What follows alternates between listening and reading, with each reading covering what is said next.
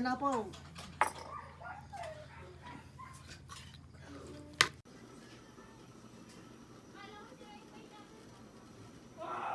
Magluluto tayo ngayon ng ginataang gabi. Ito ang unang gata. Alamang, dry tinapa, sili, sibuyas, luya, bawang at gabi.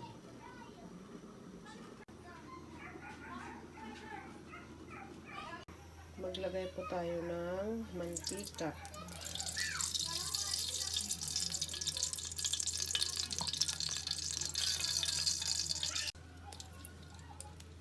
Luya.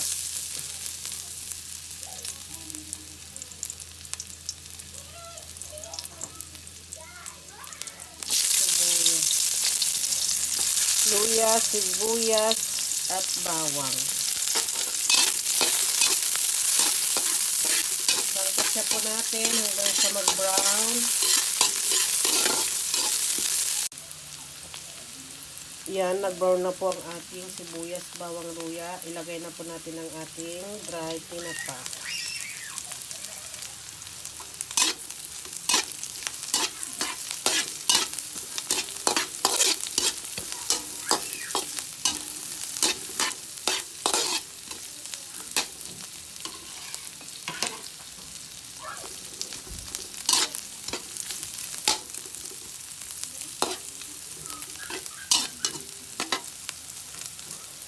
Lagay na rin po natin ang ating sili at alamang.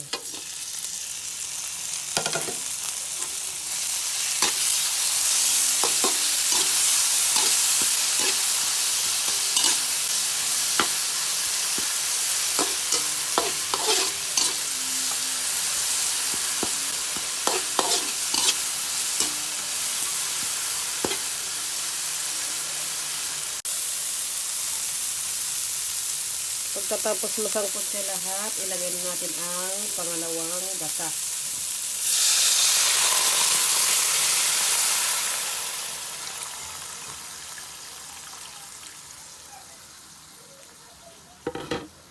Yan guys, pakuluan lang po natin. Saka natin ilagay ang gabi.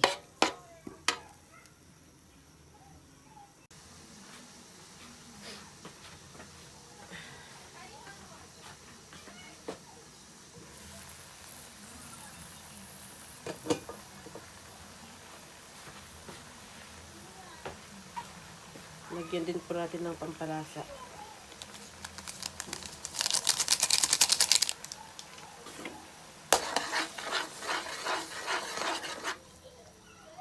At ilagay na po natin ang ating gabi.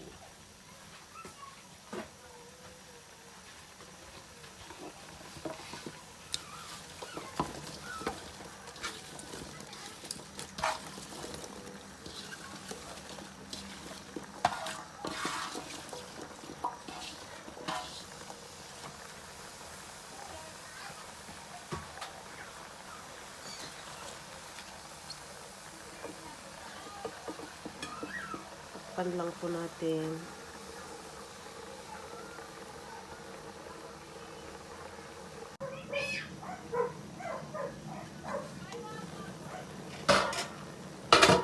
After 2 minutes or 3, haluin na natin.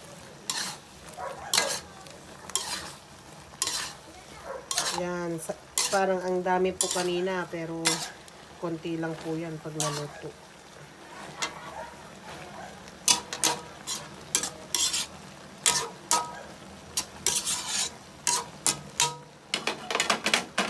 Takpan po muna ulit, saka natin ilagay yung unang gata. Ayan na guys, ang ating ginataang gabi. Malambot na po. Ilagay na po natin ang ating unang gata. Para mas lalong sumarap.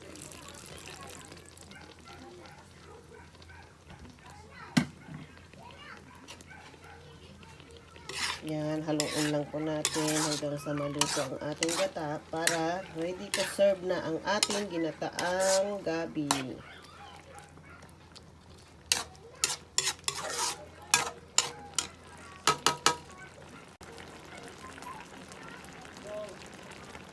Papatuyuan lang po natin ng kaunti. At pwede na tayong kumain, guys. Yummy, ginataang gabi.